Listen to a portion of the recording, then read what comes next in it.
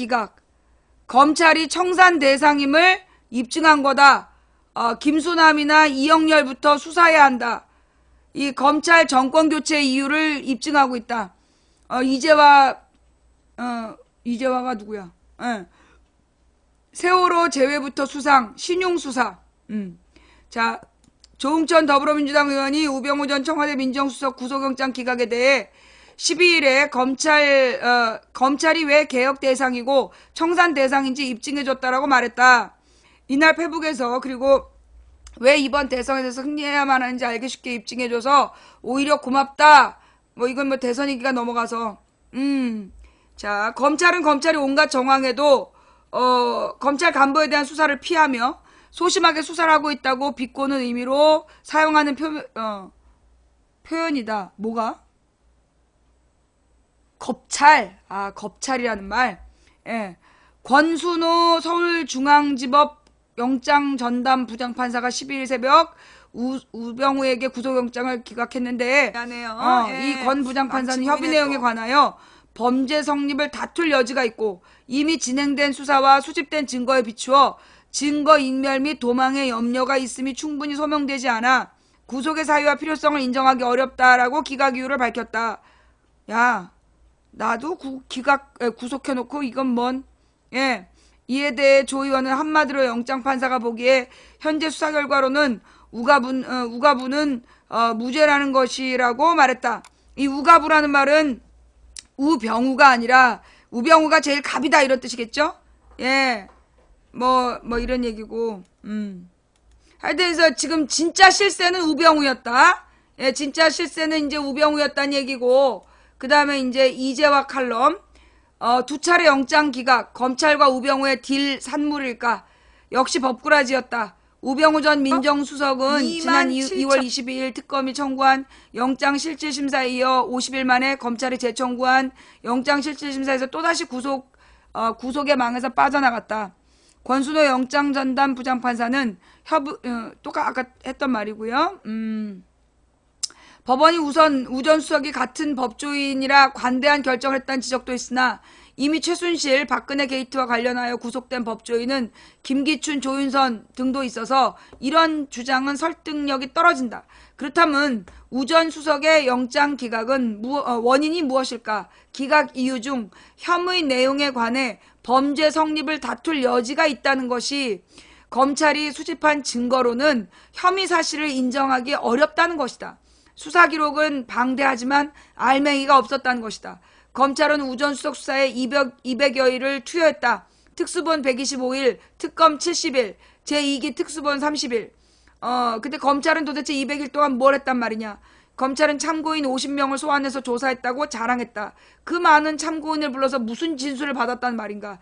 검찰 수사팀이 무능한 것일까? 아니면 수사하는 신용만 한 것일까? 안고 없는 찐빵. 예. 검찰의 우병우 구속영장 청구서에 기재된 범죄 사실은 8가지다.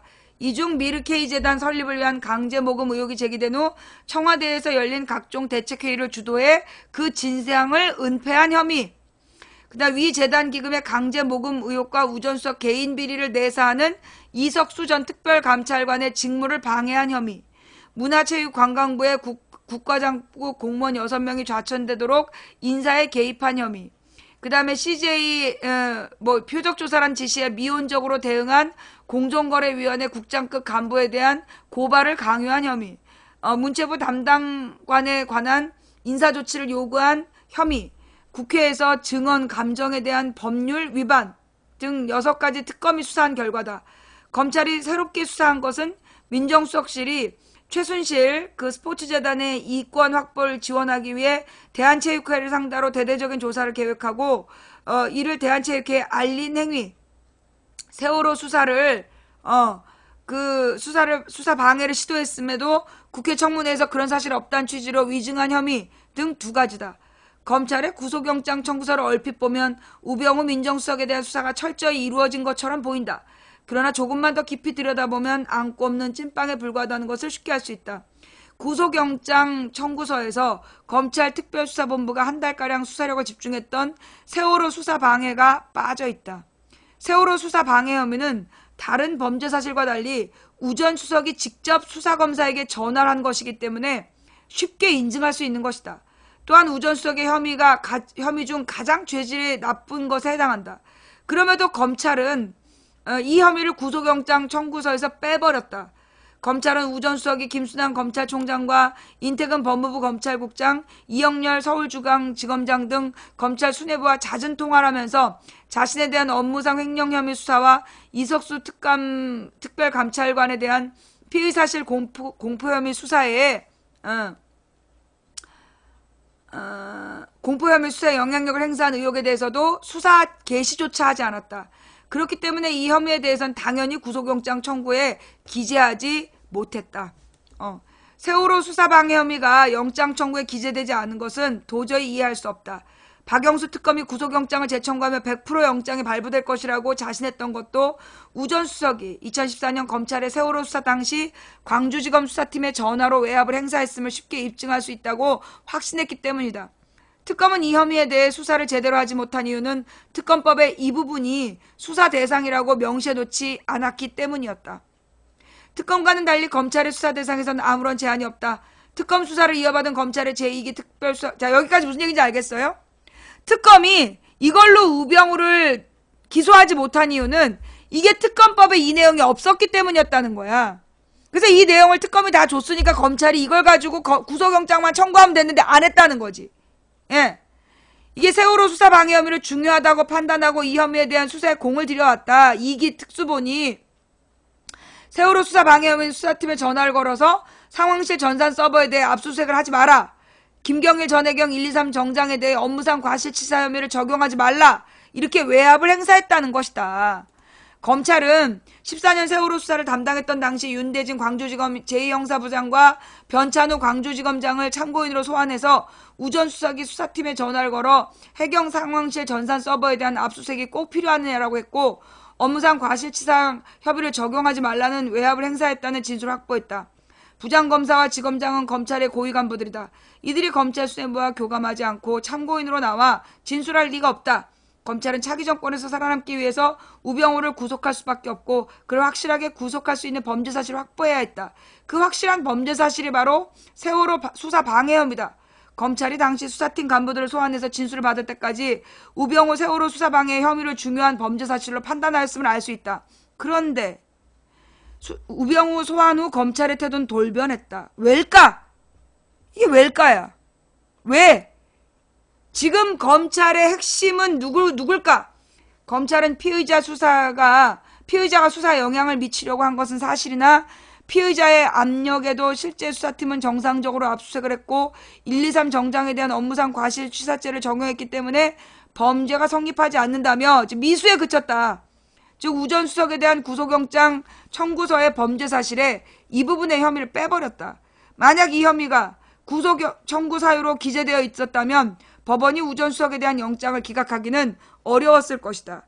한마디로 이런 거지. 살인 미수범이 있어. 근데 살인을 못했으니까 무죄다. 요거예요.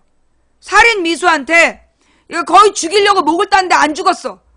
그랬더니만 살인을 못했기 때문에 이거는 범죄가 아니다. 예. 뭔 말인지 알겠지? 예. 무슨 얘기인지 알겠지? 지금 우병우가 한 짓은 명백한 범죄 의도는 있는 거야. 죽이려고 목을 땄는데 안 죽은 거야. 목이 너무 두꺼워가지고. 그런데 이걸 갖다가 살인이 아니다. 그러니까 살인죄로 구속영장을 청구하지 않겠다. 이 새끼는 살인 미수로 구속영장 청구해야 되잖아. 이 미친놈이니까. 근데 안 했다라면 우리가 얼마나 분노하겠어. 이게 좀 똑같은 상황이라는 거죠. 예. 뭔 말인지 알겠어? 예. 지금 미수라서 그 범죄가 뜻을 이루지 못했으니까 범죄로 청구 안 했다. 이건 뭔 소리야 이거 지금. 누군가 검찰에서 이 부분을 빼라고 압력을 행사한 세력이 있을 것이다. 예.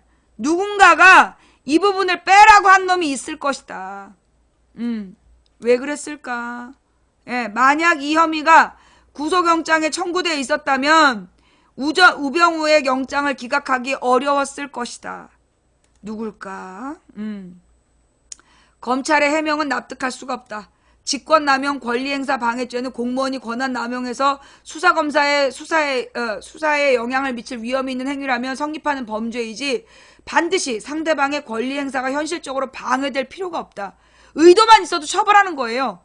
세월호 수사를 하던 검사가 우병우 전 수사기의 전화를 받고 해경 상황실 전산 서버에 대한 압수수색이나 123 정장에 대해 업무상 과실치사죄 적용을 망설일 정도면 권리 행사가 방해된 것으로 보아야 된다. 수사검사가 실질적으로 우병우 전 수석의 명령에 응해야만 범죄가 성립되는 것이 아니다. 내가 했단 말이야.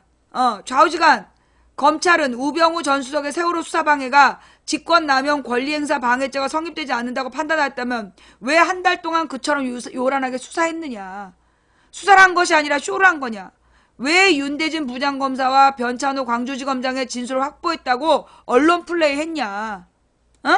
예. 검찰은 왜 영장 청구서에 세월호 수사방해 혐의를 뺐을까? 검찰이 우 전 수석과 모종의 딜을 했을까? 검찰은 국민의 공분을 사고 있는 우병우를 구속하지 않으면 제 식구 감싸기란 비난을 피할 수 없고 그렇게 되면 정권 교체 후 차기 정권은 검찰개혁의 칼자루를 꺼내지 않을 수 없다는 건 누구보다 더 잘 알고 있다. 그렇다고 얼마 전까지 검찰 인사권을 갖고 자신들에게 자리를 만들어준 우 전 수석을 전공법으로 내칠 수도 없었을 것이다. 검찰 수뇌부와 우 전 수석은 이른바 정윤회 문건 사건 수사 등 각종 권력형 비리 사건 수사 때 팀플레이를 하면서 수사의 물꼬를 엉뚱한 방향으로 틀어버린 동업자였다.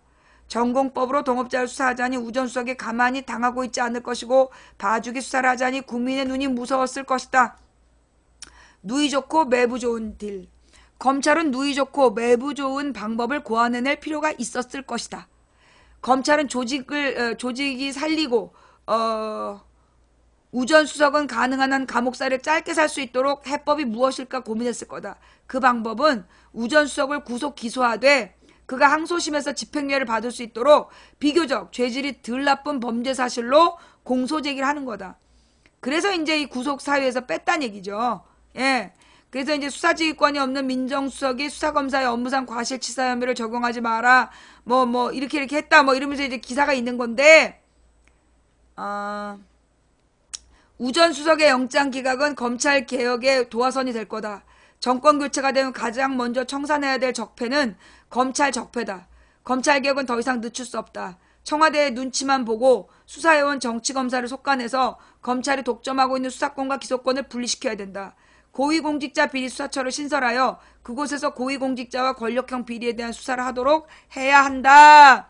라고 결론을 맺고 있는데요. 나는 이 부분을 조금 달리 봐요. 예. 어떤 부분이냐. 우리가 모두 잊고 있는 기사 중에 하나가 있어. 뭐냐 하면 우병우가 첫 번째 조사받고 나와서 한 말. 모든 건 박근혜가 시켜서 했다.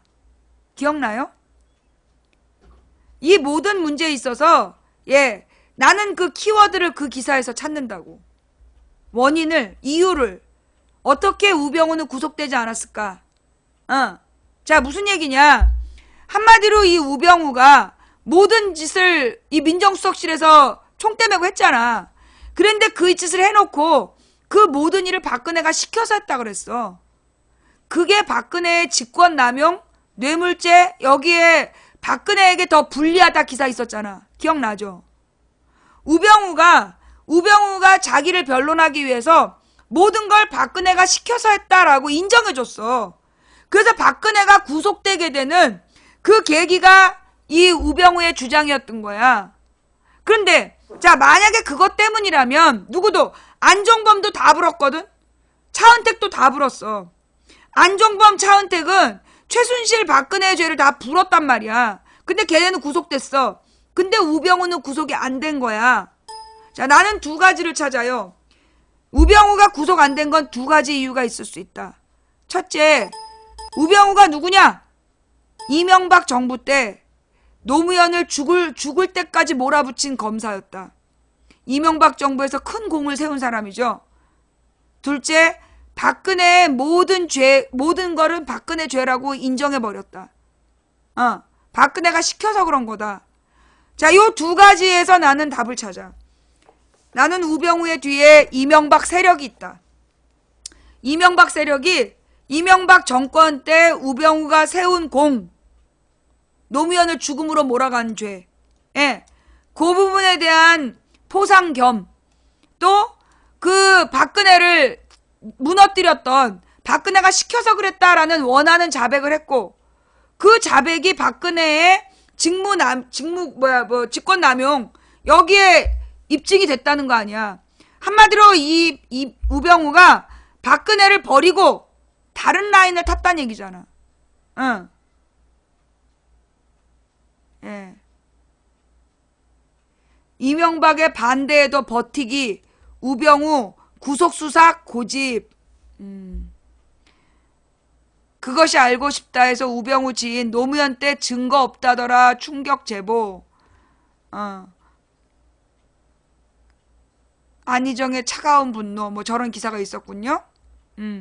한마디로 우병우가 노무현을 구속시키겠다고 맨 앞에 서서 설쳤던 애야. 예. 결국 이 우병우가 노무현을 죽음으로 몰아갔던 책임자였던 거죠.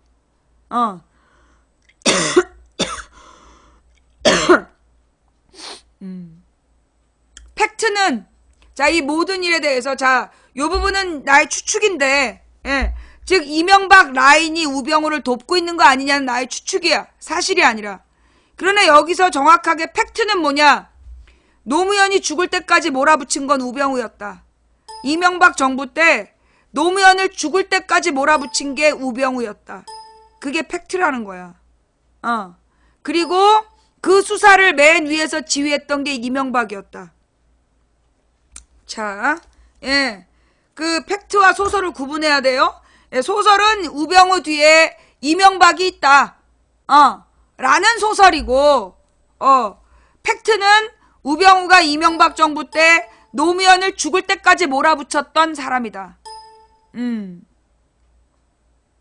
예.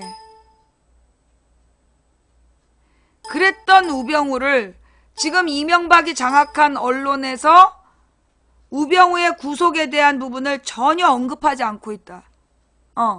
우병우 구속이 안 된 부분에 대해서 거의 언급을 안 해요. 잠깐 꼭지로 다뤄. 이 언론이 뭔가 우병우를 감싸고 있다는 거죠. 이게 이재용이나 박근혜 같은 경우에는 구속영장 심사할 때 하루 종일 특별 보도했어. 근데 우병우는 검찰 그 구속영장 심사할 때 언론에 한마디도 안 나왔어. 그리고 그 10대 무슨 초등생 살해범 그 얘기만 계속 한 거 아니야. 예, 그리고 그 다음에 고영욱 체포해가지고 그것만 하루 종일 보여주고. 자, 그러면 이 고영욱의 체포, 자, 일단 기본적으로 고영욱이 아니라 고영태에 대한 나의 입장. 나는 고영태가 뭐 정의로운 사람이라고 생각 안 해. 예. 나는 고영태가 깨끗하고 정의로운 사람이라고 생각 안 해요. 고영태의 과거를 얘기하면서 뭐 광주 사태 때, 광주항쟁 때 뭐 아버지를 여의고 뭐 이런 얘기 막 하잖아. 그래서 고영태를 막 굉장히 의인으로 취급한 사람들이 있는데 나는 그렇게 생각 안 한다고. 나는 그 고영태가 뭐 이렇게, 여러분 아마 잘 생각해봐. 내가 이제까지 한 번이라도 고영태에 대해서 좋게 얘기한 적 있냐고. 나는 고영태에 대해서 한 번도 좋게 얘기 안 했어. 그죠? 근데 이제까지 그 고영태 녹취 파일이 어쩌고저쩌고 막 이런 얘기를 하면서 막 얘기할 때도 나는 고영태를 감싼 적 없다고. 예. 나는 한패였다가 배신한 사람이라고 나는 생각해. 나는 기본적으로 고영태를 감싸주고 싶은 생각 없는 사람이야. 그리고 이번에 뭐 고영태 통장으로 돈이 오고 갔다는 얘기 아니에요. 그래서 이 고영태가 소위 이제 그 돈을 받고 인사청탁을 했다라는 지금 혐의를 받고 있는 거야. 나는 그 부분에 대해서 고영태가 그럴 리가 없다고 생각 안 해. 그랬을 수 있다고 생각해요. 예. 나는 그래서 고영태를 절대로 뭐 감싸주고 싶지도 않고 의인이라고 생각도 안 하고 그냥 한 사람의 내부 고발자일 뿐이다. 내부 고발자에도 질이 달라요. 정말로 죄 없이 정말 정의로운 마음에서 자기네 조직의 불의를 고발한 사람이 있고 같이 한패로 해먹다가 돌아선 사람이 있고 나는 둘은 달라야 된다고 봐. 나는 고영태는 후자 쪽이기 때문에 나는 고영태를 우리가 감싸줄 필요 없다고 생각해. 그럼에도 불구하고, 자, 이 고영태에 대한 체포가 정당했냐는 다른 문제야. 자, 고영태 변호사하고 검찰이 하루 전날, 언제 출두할 건지, 검찰 출석 날짜를 의논하고 있었다는 거야. 그런데 갑자기 밤에 들이닥쳐갖고 체포를 했어. 검찰이. 이거는 분명히 의도가 있는 거야. 나는 고영태를 절대 돌봐주고 싶지 않고 보호하고 싶지도 않아. 다만 검찰에서 문을 뜯고 고영태를 체포하는 과정은 내가 볼 때 우병우에 대한 기사, 우병우 영장이 기각되자마자 고영태를 쳐서 뉴스거리를 만들려고 한 쇼라고 나는 밖에 볼 수가 없어. 우병우도 나쁜 놈이고 고영태도 나쁜 놈이라고 칠 때, 더 나쁜 놈이 우병우야. 더 큰 권력을 가지고 더 못된 짓을 했으니까. 그런데 우병우 풀어줘 놓고 지금 고영태로 물타기 한 거 아니냐. 고영태 체포는 내가 볼 때 분명히 이거는 내가 볼 때 문제 있어. 예. 나는 고영태가 의인이라고 생각하지 않아. 그러나 이 체포는 불법이라고 생각해요. 이 굉장히 잘못된 체포다. 그리고 이걸 눈 감아줘서 나는 안 된다고 봐. 이건 집행자로서 이렇게 하면 안 되는 거야. 평등의 원칙에 위배되는 거고. 근데 말이에요. 지금 검찰이 이런 짓을 하는 배경이 뭘까? 지금 대선 여론조사가 왠지 정권을 바꾸는 게 아니라 정권이 유지되는 쪽으로 갈 것 같다라는 감을 잡고 이 검찰이 다시 박근혜 이명박 시대로 지금 재편되고 있는 거 아닌가? 지금 검찰이 이런 짓거리를 한 게, 현재 여론조사를 앞세워서 정권 교체를 맡고 있는 이명박 언론을 믿고 이대로 가면 정권이 교체되는 게 아니라 유지되겠다라고 판단해서 지금 이런 짓을 하고 있는 거 아닐까? 라는 소설이지, 소설. 소설. 요거는 이제 사실이 아니라 이제 소설이라는 얘기지요. 예.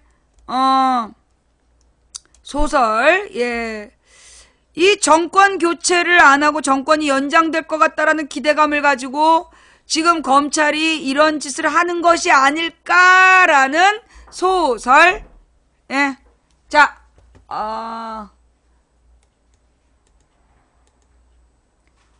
그 다음에, 오늘 아까 우리 참시장님이 올린 기사들 중에, 같이 볼만한 내용이 있었는데, 시진핑 트럼프와 긴급 통화, 북핵 평화적 방법으로 해결해야 당연한 거죠. 예. 지금 막 전쟁 공포를 팔다가 장사가 안 된 거야. 전쟁 공포팔이가 안 되니까, 지금 이제 이 시진핑하고 트럼프는 내가 볼 때 처음부터 평화적으로 해결할 생각이었던 것 같고, 예. 선관위, 국민의당 경선 동원 의혹, 원광대 출신 당원 조사, 선관위에서 국민의당 경선 동원 의혹, 원광대 출신 당원을 조사하고 있다. 예. 그 다음에 안철수가 이긴다. 그 이유는? 자, 이런 사람은 블랙이죠. 예. 예. 이거는 지금 우리 방송에다가, 우리 방송에서 특정인을 지지하거나 이런 거 언급하지 말라 그랬어요. 뉴스 기사를 올리는 건 되지만, 자기 개인의 지지나 비판 기사 올리면 안 된다 그랬어. 이 사람은 블랙이야.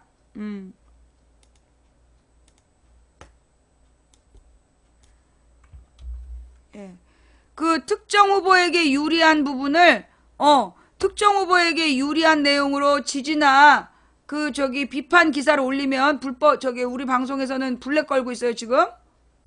왜 블랙리스트가 안 뜨냐? 예.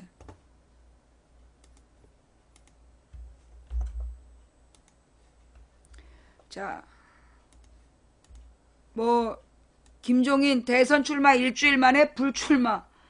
패권 빼고는 다 합쳐야 그럴 줄 알았어요. 예.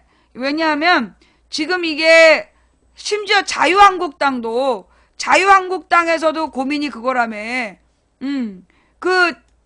대통령 선거에 나오면 기본적으로 들어가는 비용이 500억 원이야. 예. 기본적으로 들어가는 비용이 500억인데, 현재 홍준표의 지지율로는 그 15%를 못 넘을 것 같다. 그러면 그 500억의 선거 비용을 어떻게 감당할 거냐. 이게 제일 심각한 문제라잖아요. 예. 그거 몰라요. 500억 정도 들어요. 기본적으로. 자유한국당에서도 그 얘기가 나온다니, 김종인이 무슨 돈이 있겠어? 500억이 있겠어? 그만 불출마하는 거지. 예. 그래도 이 홍준표는 나온대잖아요. 15% 이상을 얻을 자신 있나 봐요. 자, 승객 대기 명령 전달한 제3 휴대폰 있었다. 해경 50명 객실 구조. 이거 뭐지? 세월호 관련 뉴스인 것 같은데? 예. 잊혀진 세월호의 신고전화 18통에 대한 이야기도 있고요. 예. 자, 요 부분은 지금 미디어 오늘 단독인데,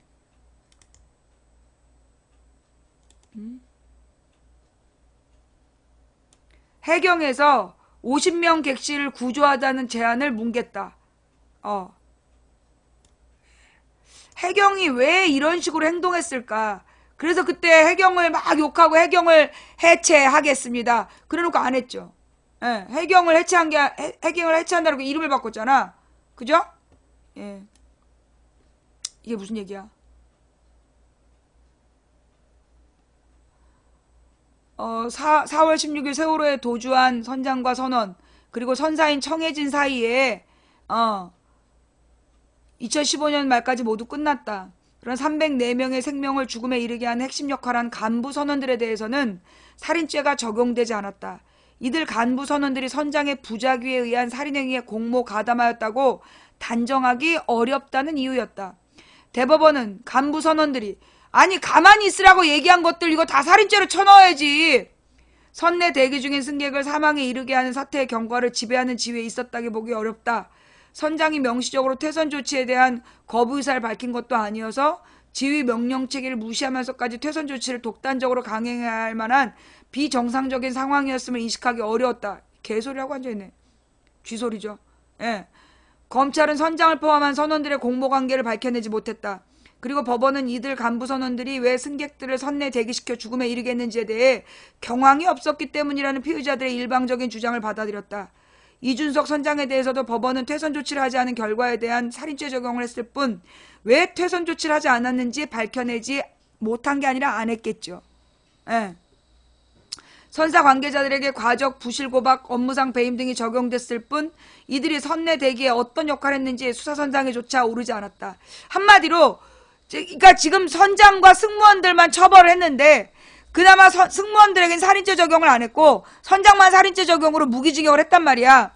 그런데 중요한 건 왜 이런 짓을 했는지에 대해서 밝히지 않았다는 거야. 왜?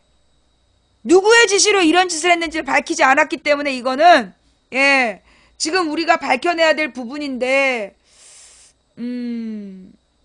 자 교신 직후에 박 누구 항해사를 제외한 3명의 사관들이 함께 한참 동안 교신 내용에 대해 의견을 나눴다. 그 결과 대기시키자는 결론이 나온 것이다. 선장이 제대로 말하지 못하는 상황으로 지켜보고 있었다. 사관들의 논의 결과에 대하여 조타수가 맞장구 치는 말했다. 선장과 항해사는 그런 논의에 직접 의사를 밝히지 못했다. 이게 지금 제가요 요 기사를 미리 읽어보지 못했기 때문에 요 부분은 제가 읽어보고 내일 다룰게요. 요 세월호에 대한 지금 조사 내용에 대해서는 제가 지금 내일 다루도록 하고요. 그 다음에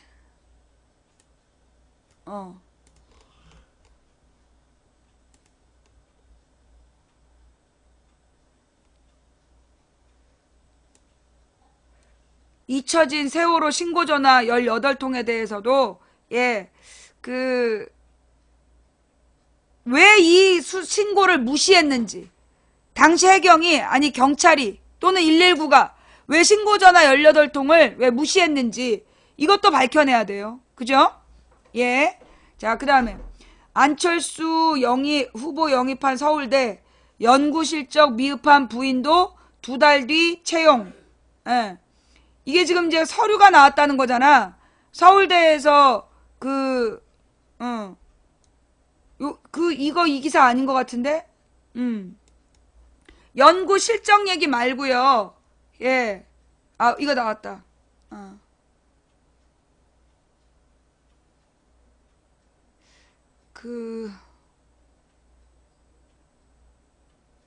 이건가? 이거 말고 사진이 있던데, 서류 사진? 예, 뉴시스에 나온 거? 예. 뉴시스에 나온 그 서류 사진이 없나 봐요? 예, 아까 본 것 같았는데. 그, 특혜 채용 문제. 예. 특혜 채용 그 서류가 나왔다. 거기 보면, 그 뉴시스였죠? 예. 그것 좀 갖고 와 보세요.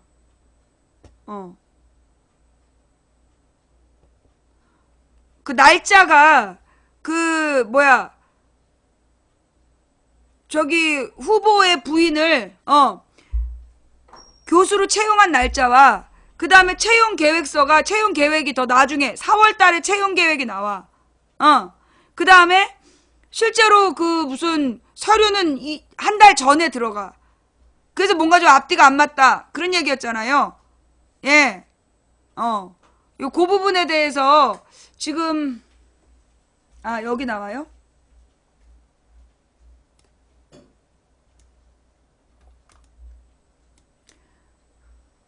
왜 이런 식으로 했는지가 지금 안 밝혀진 거죠. 근데 이때가 언제냐면 2011년이야. 이명박 때 그 자문위원이었잖아요. 예. 그리고 그런 상태에서 지금 그 서울대 교수로 부부 이렇게 저기가 된 거잖아. 2008년 카이스트 교수, 2011년 서울대 교수로 채용된 배경. 이게 둘 다 이명박 정부 때야. 안 후보의 후광이 작용했다는 의혹이 있다. 김 교수의 연구 실적과 경력이 부교수와 정 교수로 임용되기에 미흡했는데도 두 학교가 안 후보를 영입하기 위해 김 교수를 함께 채용한 것이라는 의혹이 가라앉지 않고 있다. 안 후보의 서울대 의대 1년 후배로 같은 대학 대학원에서 석박사 학위를 받았고 단국대와 성대에서 병리학 교수 전문으로 15년간 일하는 그는 2000년 미국 유학을 떠나 변호사 자격증을 취득했다. 자, 2008년 미래산업회장 석자 교수를 추천했고 그 다음에 4월 1일에 그 김미경이 이제 그 후보 부인이 부교수로 임용되고 5월 1일에 그 석자 교수로 임용되고 이번에는 부인이 먼저 되고 그 다음에 안철수가 들어갔네. 그 다음에 11년에 6월 그 서울대 김미경에게 정년보장 교원 임용 심사회를 개최하고 6월 13일에 서울대 김미경에 대한 정년보장 교원 임용 심사회 개최. 안철수 서울대 융합 취임. 8월 1일 서울대 의과대 교수 임용. 예. 근데 이제 회의록에서 보다 신중한 검토가 필요하다는 의견이 있었다. 이거 말고요. 회의록 사진 말고 서류 사진. 예. 서류 사진이 있어.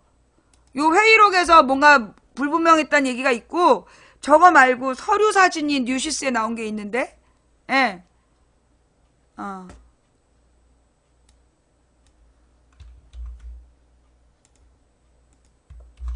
뉴스원이었나?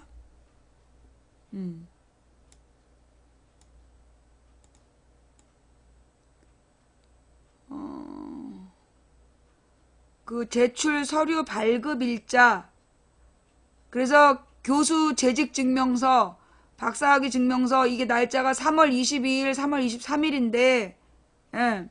이게 김미경 교수가 서울대에 제출한 채용 지원서에 동봉된 카이스트 재직 증명서와 서울대 박사학위 증명서 발급일자, 실제 채용 계획이 수립된 4월 20일 전에 발급됐다. 이게 무슨 얘기냐면, 예, 이게 무슨 얘기냐면 이제 요게 이 증명서가 재직 증명서하고 박사학위 증명서가 3월 22일하고 23일 날에 띄워놓은 건데, 이 그 서울대에 채용 계획이 수립된 건 4월 21일이었다. 그런데 그 증명서가 한 달 전에 미리 떼어졌다. 예. 예. 문유라가 누군데? 모르는 사람이에요? 예. 자, 지금 이거 왜 그래? 이거 좀 신문 기사 보고 있는데 왜 이렇게 지랄이지? 왜 딴 얘기야? 예. 국회 교육문화체육관광위원회와 하여튼 채용계획이 수립되기도 전에 이미 채용 지원서와 관련 서류를 작성해 놓았던 것으로 확인됐다. 앞서 채용된 남편과 함께 끼워 팔기식으로 채용 결정됐다는 사실을 미리 알고 서류를 준비한 것으로 절차상 안 후보 측이 절차상 하자 없이 채용이 됐다는 해명은 거짓임이 드러났다. 이거는 이제 민주당의 주장이에요. 예, 민주당의 주장. 예, 자, 그런데 하여튼 이 채용 의혹이 뭐 이렇게 나와 있고 이거 일정의 문제이고, 근데 이 안철수의 제출 서류 발급 일자와 김미경의 제출 서류 발급 일자가 똑같아. 교수 재직증명서, 학위증명서를 22일, 23일에 뗐는데 똑같이 김미경도 같은 날짜에 재직증명서하고 박사학위 증명서를 뗐더라. 예. 그 다음에 서울대학교 전임교수 임용 계획은 여기 보면 4월 20일에 이 그 계획이 수립이 돼요. 예. 그래서 이제 이 서류가 발견이 됐다는 얘기죠. 서울대학교 교원 채용 지원서, 뭐 이렇게 이제 서류가 지금 나왔다 해서 내가 서류 사진을 좀 보여주고 싶었고, 예. 근데 이제 이 얘기가 나오게 된 게 문재인 아들 때문이잖아. 문재인 아들이 그 당시에 무슨 고용정보원인가? 고용 무슨 공기업에, 그 채용이 됐는데, 그 채용되는 과정에서 그 서류가 다음날 들어갔다. 그잖아. 합격된 다음에, 채용된 다음에, 서류가 들어갔다. 요게 문제가 됐어. 예. 그죠? 그래가지고 이제 그 뭐 이력서에 그 필체를 공개하라는 등 막 이게 문제가 됐단 말이에요. 근데 그 당시에 이 서류가 지금 보관되어 있지 않다는 거잖아. 예.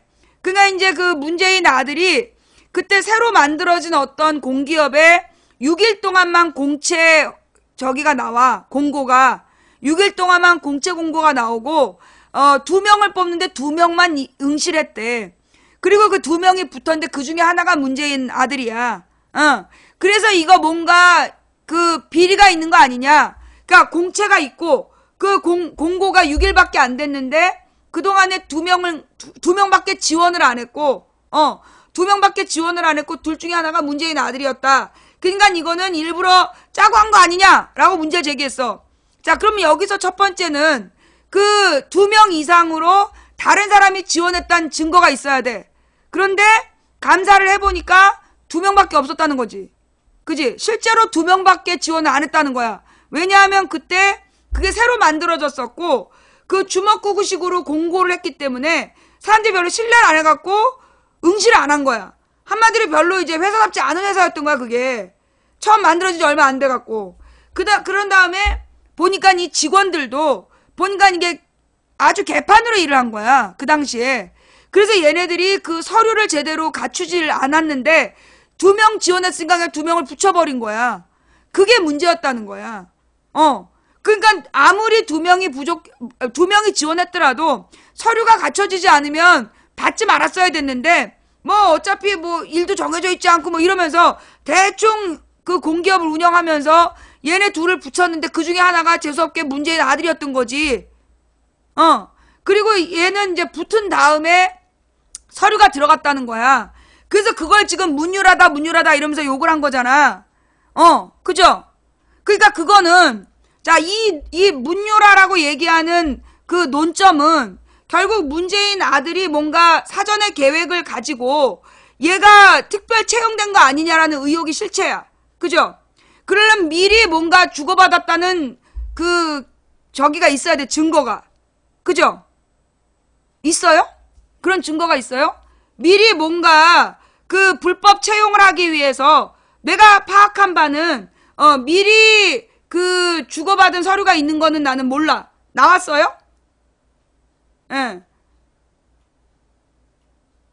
그러니까 미리 주고받았다는 얘기는 없어요. 미리 그러니까 문재인의 아들을 채용하기 위해서 불법으로 채용 계획을 했다는 증거는 없었던 거야. 없었지. 현재는 없지. 현재까지는 안 나왔어. 근데 지금 이제 안철수 부인은 이게 채용되기 한 달 전에 채용 계획을 알았다는 증거라는 거지, 이게. 이게 채용 계획이 4월 21일에 수립이 되는데 한 달 전에 미리 관련 서류를 뗐다는 거야.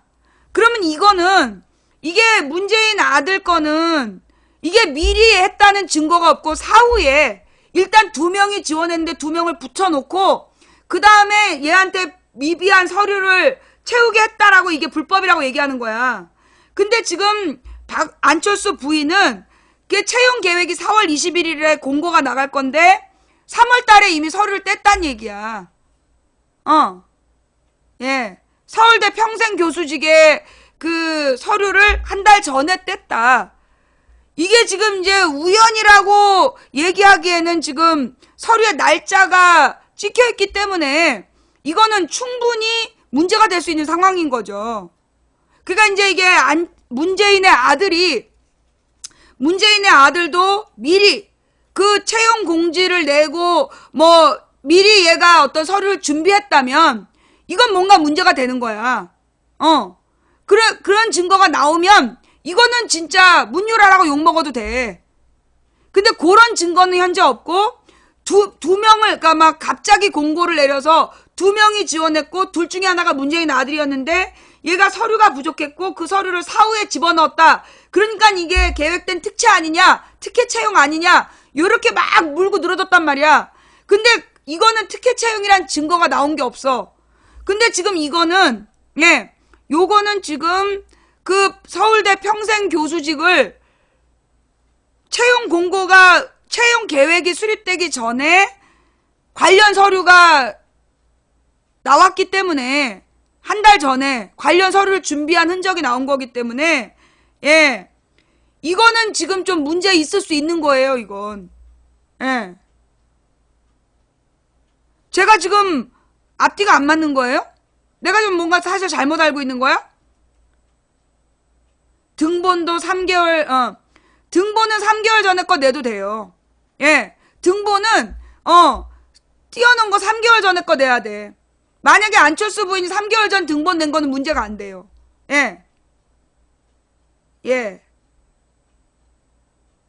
그거는 지금 문제가 아니지 않아? 이거는 지금 교수 재직 증명서하고, 박사학위 증명서, 그걸 안철수랑 똑같은 날짜에 2개를 띄웠다는 거. 그게 지금 증명이 된 거잖아. 국립대 평생 교수직을. 그리고 지금도 교수를 하고 있는 거잖아. 그리고 이게 2012년에 이게 문제가 돼서 뭔가 지금 회의록에서 과정상의 문제가 있는 것 같다라는 얘기까지 나왔는데 지금까지 교수를 하고 있는 거고, 문재인 아들은 그게 자기 아버지한테 문제가 될 것 같으니까 그만뒀다는 거고.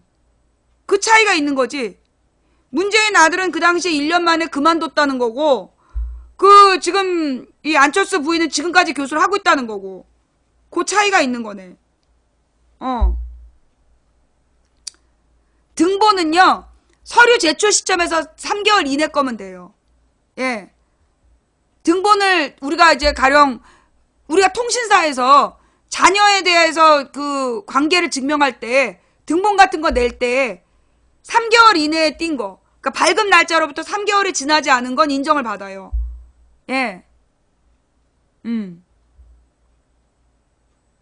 근데 등본 얘기는 왜 나왔어? 지금 여기 등본 얘기는 없지 않아요? 안철수 부인의 등본 얘기가 있어? 안철수 부인의 등본 얘기도 나왔어요? 등본은 난 문제 안 된다고 봐. 등본 얘기는 누가 했어? 등본 얘기 누가 했어, 지금? 지금 등본 얘기는 안 나왔잖아. 등본 얘기 누가 했어요? 왜 등본 얘기를 해, 지금? 누구야? 맨 처음에 그 얘기한 사람 잡아내. 여기 채팅창에서 등본 얘기한 사람 처음 잡아내고요. 지금 이거는요, 이거 봐봐.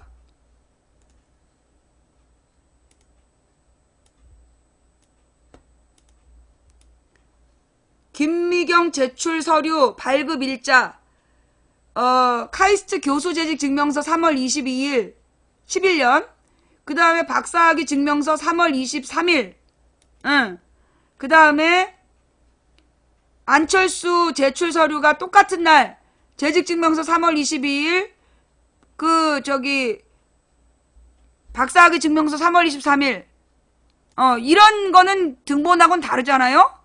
예, 박사학위 증명서나 교수재직 증명서를, 등본처럼 떼는 사람은 아니잖아요? 그죠? 예. 그런데 이 서울대학교 전임 교수 임용 계획이 4월 21일에, 나왔단 얘기야. 요걸 확대해서 보면 4월 21일에 계획이 수립돼요. 예. 그리고 이제 그 지원서가 들어갔는데, 내 지원서는 또 못 봤네. 조금 확대해서 볼게요. 똑같이 4월, 아니구나. 더 먼저 들어갔네. 김미경 교수의 지원서는 4월 30일. 안철수는 4월 4일. 그러니까 채용 계획은 4월 21일에 수립됐는데, 둘이 지원서는 4월 4일, 3월 20일에,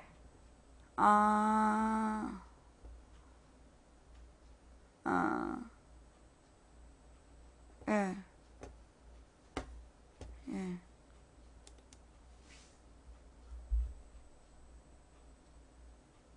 그러니까, 미래를 내다보는 눈이 있었나 보지. 미래를 내다보는 눈이 있어서 미리 준비했나 보지. 그치? 야, 엄청난 예언의 능력이에요. 예. 엄청난 예언의 능력으로 이렇게 했겠구나. 근데 공교롭게도 이명박 정부 시절에 2008년 3월에 둘이 카이스트 교수가 되고, 예. 2011년에 서울대 교수가 되고, 둘 다 국립이잖아. 그죠? 카이스트나 서울대나 둘 다 국립이죠? 예. 이명박 정부 때. 우연히 그랬단 얘기지, 우연히. 예. 예. 카이스트가 지금 2008년 3월이고, 예. 그리고 서울대가 2011년이고, 둘 다 우연히 세트로 됐단 얘기지. 예. 그냥, 그러니까는 뭐가 필요하냐면, 문재인 아들도 미리, 뭐 한 달 전에, 뭐 서류를 뗐다든가 이런 증거가 나오면 돼. 문재인 아들의 특혜 의혹을 계속 물고 늘어졌잖아요. 그러니까 문재인 아들도 한 달 전에 미리 서류 뗐다. 요런 거를 딱 증명해내면 간단하네. 그죠? 예. 예. 자, 이거는 지금 내가 볼 때 빼도 박도 못하는, 서류잖아. 예, 빼도 박도 못하는 서류고, 그러니까 이런 서류를, 입증해내면 되는 거예요. 예. 네. 예.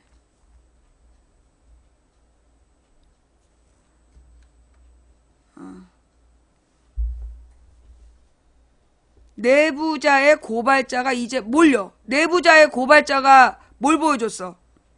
이 서류? 그러니까 이게 보니까 2012년부터 문제가 됐던 거더만. 예.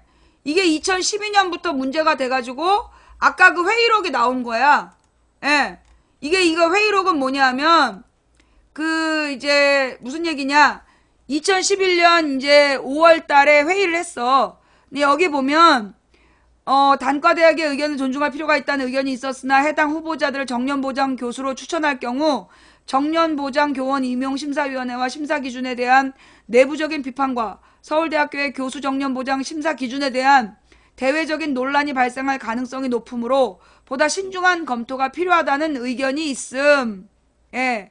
한마디로 이제 이미 11년부터 이런 내부적으로 문제가 있다라는 문제 제기가 있었다. 라는 회의록인 거고, 그리고 이제 지금 발견된 서류는 채용 계획이 수립되기 한 달 전에 서류가 준비됐다는 얘기고, 예,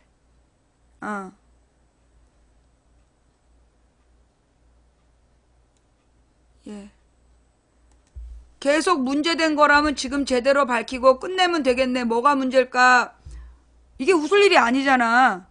문재인 아들은 2005년인가 취업했다가 2006년에 한 1년 만에 그만뒀다니까. 이게 그 당시 한나라당에서 비판하니까 바로 그만둔 거야. 근데 지금 얘네는 그때부터 문제가 됐는데 지금까지 계속 교수를 하고 있다는 거고. 그 차이야.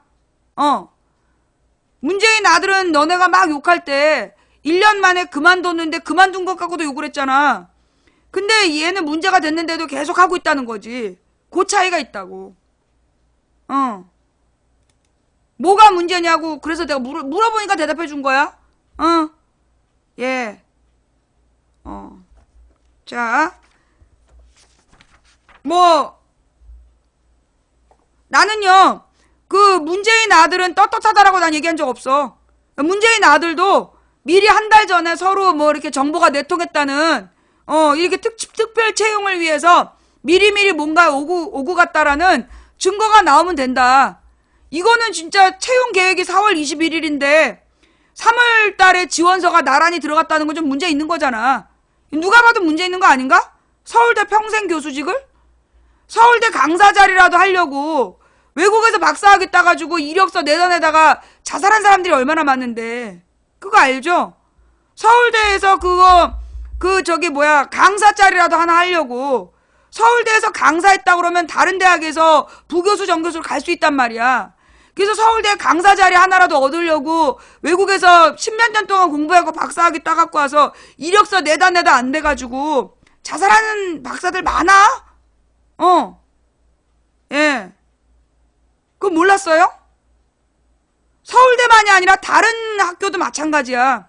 강사 자리라도 하나 얻으려고 그렇게 박사학위 따갖고 와서 개고생을 하는데 안 되잖아. 강사 자리도 하나 못 얻어갖고 자살하는 사람들이 얼마나 많은데, 박사들이. 우리의 고급 인력들이 그렇게 죽고 있어요. 예.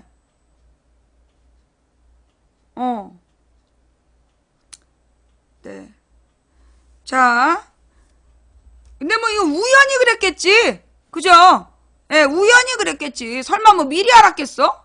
서울대 교수 채용 계획이 4월 21일에 수립됐는데 우연히 4월 4일, 3월 30일에 지원서를 냈겠지. 설마 이렇게 그 국립대학을 이명박이 이렇게 손대가지고 이렇게 해주고 그랬겠어? 미리 원서 써라 에이, 설마 그랬겠어. 예. 네. 내가 사실적시죄로 선거법 위반이라고 전과자이기 때문에 나는 이 선거에 대해서 사실을 적시해도 걸려. 나 신문 기사만 읽는 거야. 예. 지원서를 미리 낼 수도 있나 보지. 서울대 평생 교수직은 아무것도 아니라서 그냥 미리 이렇게 지원서 내고 그러나 봐. 여러분들도 하나씩 내놔 봐요. 예. 미리 내놓고 기다리다 보면 혹시 채용될 수도 있잖아. 예. 여러분들도 그냥 하나씩 미리 한번 내봐. 혹시 알아? 다음 달에 이렇게 채용 계획이 수립될 수도 있잖아. 예. 자신감을 갖고 한번 해봅시다. 그까짓 것만 어렵겠어요? 예. 왜들 웃지? 우리도 하나씩 내보자고. 예.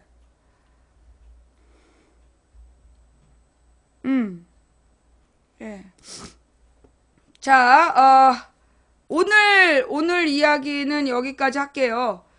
그리고 이 문재인 아들 말이야. 예.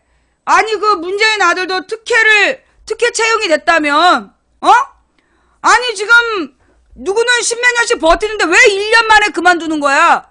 그만두니까 지금 서류를 다 없앤 거 아니야. 그만두지 말고 버텼어야지. 그래야 그 직원 서류가 보관되는 거 아니야. 왜 그만뒀어? 이 그만둔 배경에 문제가 있는 것 같아. 왜 웃지? 하여튼 그 문재인 아들 너 문제 있는 것 같아. 그 1년 전에 미리, 아니면 1년 전에 한 달 전에 미리 정보를 받은 그런 거 아니야? 이 서류를 떼봅시다. 예. 이거 혹시 알아요? 그러니까 이게 지금 이 차이가 뭐냐 하면요, 여러분. 예. 가령 여러분이 대학교 다니면서 그 이력서를 내. 그럼 그때 여러분은 졸업장을 냅니까? 졸업 예정이라고 냅니까? 여러분이 이제 취업 준비를 하는데 졸업하기 전에 이력서를 낼 때 졸업증명서를 내요? 졸업증명서는 나중에 내는 거잖아. 그치? 졸업 예정이라고 얘기하는 거죠? 근데 이제 졸업하기 전에 그 취업이 된 게 문제였던 거 아니야. 그래갖고 졸업장에 안 들어갔다라고 지금 막 문제가 된 거 아니에요? 제가 잘못 알고 있나요? 예. 일단 졸업을 아직 안 한 상태에선 졸업장을 낼 수가 없어. 그치? 그 다음 또 하나. 이게 이제 이 퇴사한 직원에 대한 서류를 모든 회사가 10년이 넘게 보관하나요? 내가 몰라서 그래. 이 공기업은 퇴사한 직원의 지원서를 10년이 넘게 보관하나요? 5년 동안 보관한다. 그러니까 이게 문재인 아들이 왜 그만뒀어? 이게 한 10년은 아니 이게 한 지금으로부터 5년 전 이전까지는 다녔어야지. 그래야 이게 보관이 되는 거 아니야. 왜 1년 만에 그만뒀어? 이런 이게 의도가 있네. 이게 나중에 아버지가 대통령 될 때 대비해서 대통령 후보 나올 때 대비해서 미리 사퇴해가지고 지원서를 다 지운 거 아니야? 이 증거를 인멸하려고 1년 만에 사퇴한 거 아니야? 누구 VCR 끝까지 버텼으면 이게 사료가 남아있는데.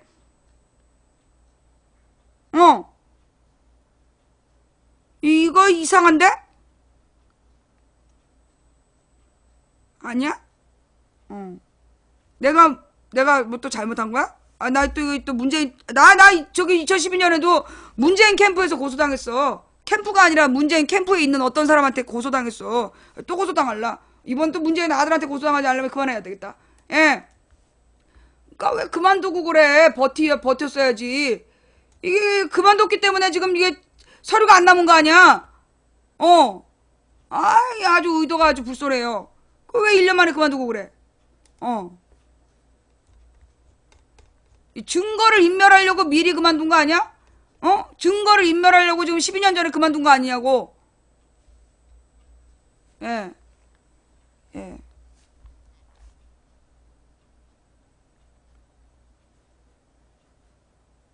내가 또 무슨 선거법 위반인데. 근데 내가 또 문재인 아들한테 또 이제 고소당하는 거야? 아이씨. 어떡했어? 고소하면 고소당해야지 뭐. 내가 분명히 안철수 거는 내가 신문 기사를 읽었고, 내가 이제 문재인 아들에 대해서 내가 말로 해가지고 내가 문재인 아들한테 고소당하면 뭐 어떡하겠어? 고소당해야지. 검찰 조사를 착실하게 받고, 그리고 이제 또 감옥 가라면 가야지 뭐. 어떡하겠어? 이게 문재인 아들도 이게 참 서류가 있었어야 됐는데, 이 서류가 없어가지고. 어떤 새끼 아까 문유라라 그런 너 때문이냐 이 새끼야. 지금 나 서울대 평생 교수 그 얘기하고 있는데 문유라 얘기해가지고 내가 이거 또 이거 고소당하겠네. 아이씨.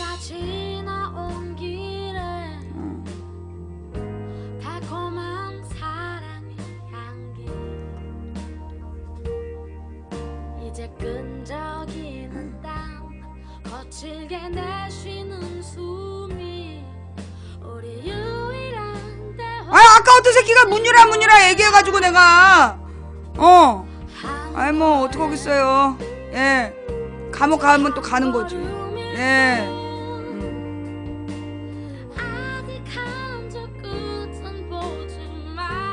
이제 정과 입범되면 이제 경상도로 출마하는 거지 이제 경북에. 예. 계속 나를 바라봐줘. 그러면 견디겠어. 저기 후보 이름 얘기하면 블랙이에요. 예. 뉴스도 아닌 걸로 자기 개인의 의견 채팅창에 쓰시면 블랙입니다. 예, 후보 얘기 쓰시면 블랙이에요. 예.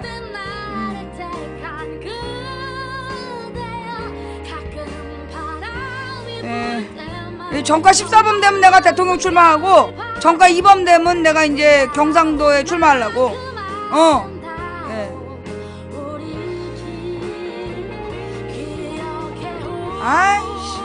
나 앞으로 문유라라고 쓴 새끼들 내가 저기 다 블랙 걸 거야. 이게 문재인 아들한테 고소당하면 이거 어떻게 해 이거. 나 이거 진짜 금치고. 아, 큰일 났네, 이거. 그것은 넓지 않아서 우린 결국엔 만나 오랜다면 내가 이제 이 새누리당으로 대선 출마하려면 정과 14범은 돼야 되는데, 내가 지금 정과 1범이라서, 이 적어도 이렇게 박근혜 오른팔 하려면 정과 2범은 돼야 되거든. 내 정과 1범밖에 안 돼가지고 경상도에 출마를 못해. 내 정과 2범 되면 경상도로 출마하고, 정과 14범 되면 내 대선 출마하려고. 기다려. 딱 기다려. 거 기다려. 예. 아니 뭐 저기 그쪽 당에서 공천을 받으려면 아버지가 대통령이었거나 박근혜처럼, 우리 아버지는 그냥 6.25 참전 용사였거든. 그게 이제 안 되고, 그럼 이제 나머지 방법은 정과 14범이잖아. 이명박처럼. 정과 14범에 지금 도전하는 중이야. 갈 길이 멀어. 예. 오르막길에 올라가듯이 정과 14범에 도전해서 나도 꼭 대통령에 출마해봐야지. 전국을 돌아다니면서 이제 공식적으로 방송하는 거지. 예. 아이, 그런 날 기다려보는 중이에요. 예. 그쵸? 정가 이제 열세 건만 딱 올리면 나도 대선 출마할 수 있어.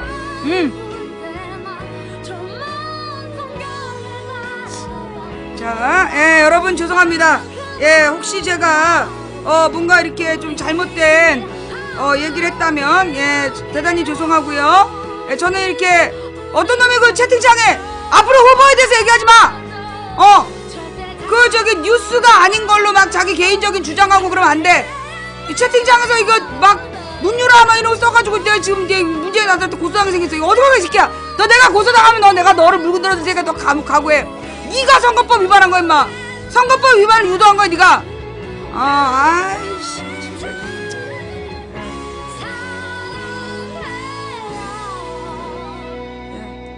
아이 새끼 저거 진짜 뉴스로만 얘기하는 거. 뉴스로만.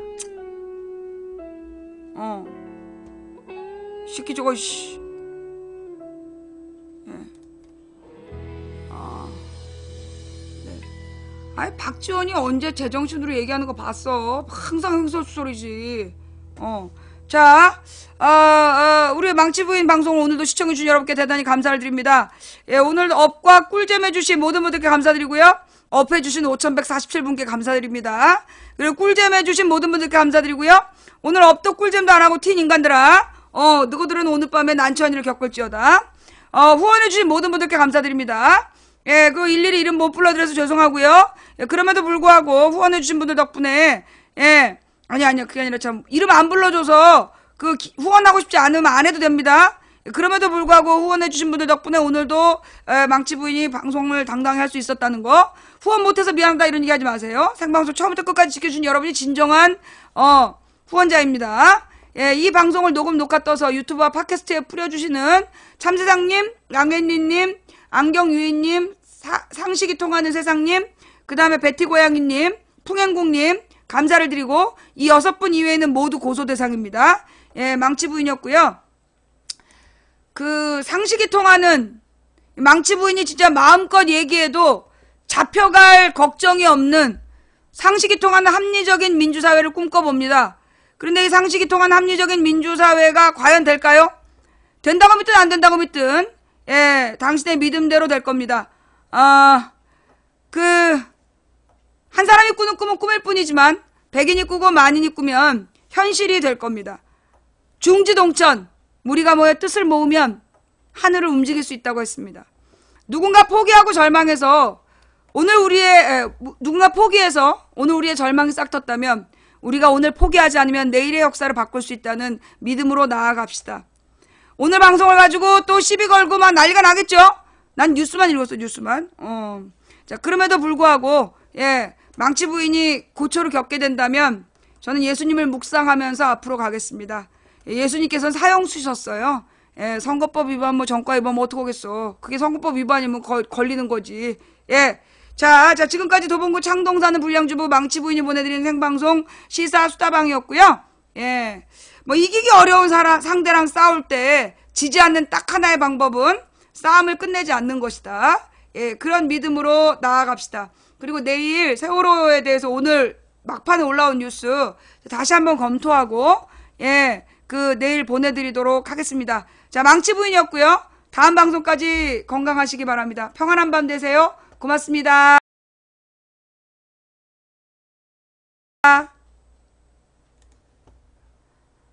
아이, 진짜, 어떤 새끼야, 그 문유라, 이렇게, 쌍놈 새끼, 진짜. 아이씨.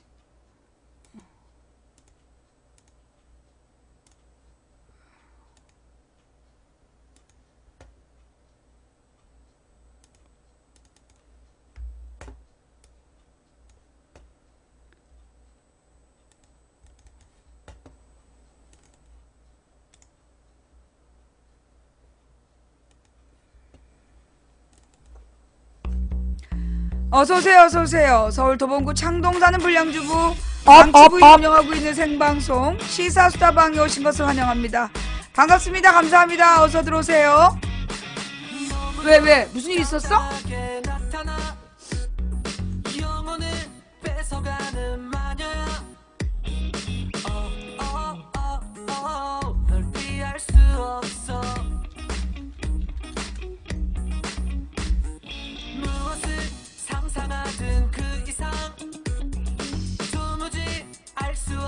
너의 맘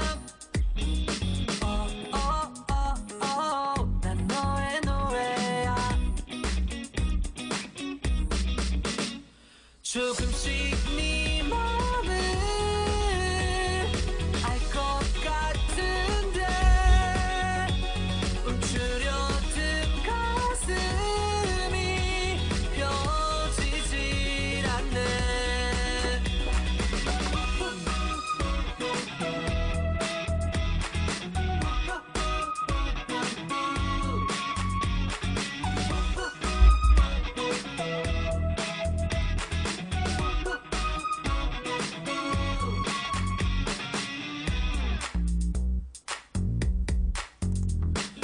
너무도 당당하게 나타나 영혼을 뺏어가는 마녀야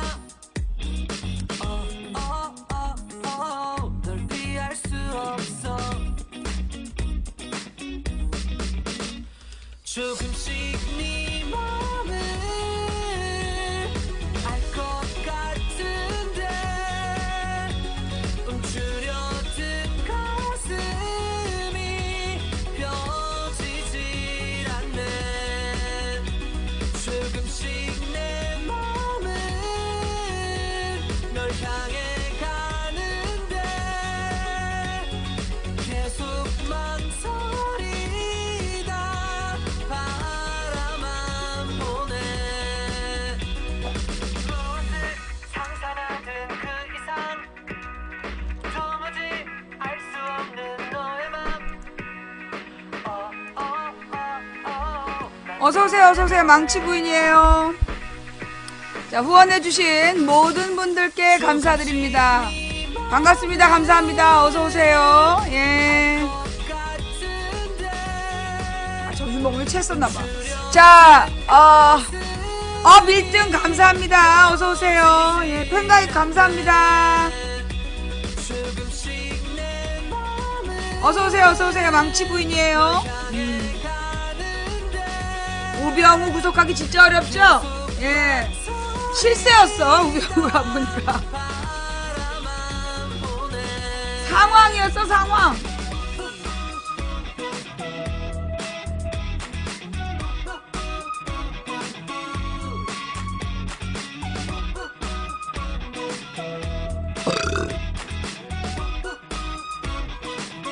인사들 나눠요. 브라키라고 그래요. 내 안에 있는 또 다른 자, 브라키. 예. 자, 어서오세요, 어서오세요. 망치부인입니다. 예. 반가워요. 네네. 아이, 또, 예, 팬가입해주신 모든 분들께 감사드리고요. 네. 어서오세요, 어서오세요. 여기서 또 이명박 아바타가 병우라고 또 이렇게 물타기 한 사람들이 있어요? 예. 예, 자, 어서 들어오시고요. 망치부인입니다. 예. 망치님의 비선실세 브라키. 실세는 아니야. 예. 일종의 알박기지. 예, 위장이, 그러니까 내 속에 일정한 자리를 차지하고, 새로운 음식이 들어올 때마다 난동을 피우고 있는 일종의 알박기지. 뭐, 실세는 아니야. 비선은 비선인데, 실세는 아니야. 네, 자, 어서오세요, 어서오세요. 망치부인입니다. 예. 브라키하고 아직 적응이 안 되시죠? 미안해요. 예. 망치 부인의 또 다른 자. 예. 브라키라고 해요. 예. 이 브라키가 언제부터 망치 부인의 속에 자리 잡기 시작했는가? 예. 아주 때는 바야흐로 45년 전. 예. 당시 망치 부인 4살이었다 그러죠. 예. 우리 엄마가 나한테 어린 동생을 맡겨놓고, 내 동생은 그때 기어다니지 못하는, 예. 가만히 누워있는 단계에 동생을 맡겨놓고 우리 엄마가 참, 이제 사람이 그런 거 좀 너무했던 것 같아. 이제 포도주를 담글라고. 포도주였던 것 같아. 포도주를 담글라고 포도를 씻어놓고, 이제 그 설탕을 사러 가셨대. 설탕을 사가지고 왔는데, 엄마 말로는 잠깐이었다 그래요. 근데 내가 논리적으로 생각할 때 잠깐 아니었을 거야. 우리가 산동네 살았거든. 산동네에서 설탕을 사러 내려갔다 오는 동안이 내 생각엔 적어도 한 1시간은 걸렸을 거라고 생각하는데 저 아버지가 이제 엄마 말로는 포도 한 관을 씻어놓고 갔다는데 예. 돌아와 보니까 저기만 남았다는 줄기만 남아 있었다는. 그래서 우리 엄마가 네가 먹었니? 그랬더니 입술이 보라색이 된 내가 안 먹었다 그러더래. 아니? 딱 그러더래. 근데 딱 보니까는 저기 동생은 기지도 못한 단계였기 때문에 범인은 나로 보이는데 한 관을 먹은 거야 이제. 그리고 나서 3일 동안 포도씨를 똥으로 쌌다는 전설적인 사건 이후 예. 이 위장이 그때 늘어났나 봐요. 그래가지고 이제 내가 저기 20살 때 그 위장 조영술을 해봤는데 위장이 너무 커가지고 허리띠 밑에까지 늘어져 있더라니까. 그래가지고 그때 저기 조영수라는 그 의사 선생님 그러는 거야. 자기가 이제까지 본 위 중에 가장 거대하다고. 진짜 위대하시네요. 그때부터 내가 이제 위대한 망치가 된 거죠. 예. 근데 그러니까 이 위장이 크니까 항상 이제 뭔가 차 있는 거지. 항상 뭐가 차 있고 그러니까 그 가스가 많이 나와. 근데 이걸 막 참으려고 그러면 위가 확 뒤틀려 버려. 예. 위장이 뒤틀려가지고 그리고 참을 수가 없어. 예. 그래서 이제 뭐 잠깐 확 마이크라도 끄고 싶은데 마이크 끌어가다가 위장이 뒤틀려. 어쩔 수 없이 여러분들은 참고 날 봐야 돼. 그러니까 이제 우리 방송을 보면서 뭐 밥 먹고 그런 짓 하지 말어. 밥 먹다가 브라키 뛰어나면 어떡하려고 그래. 다 네 탓이야. 네. 오늘 아침에도 우리 딸이랑 신랑이랑 막 둘이서 밥 먹고 날 비웃었어.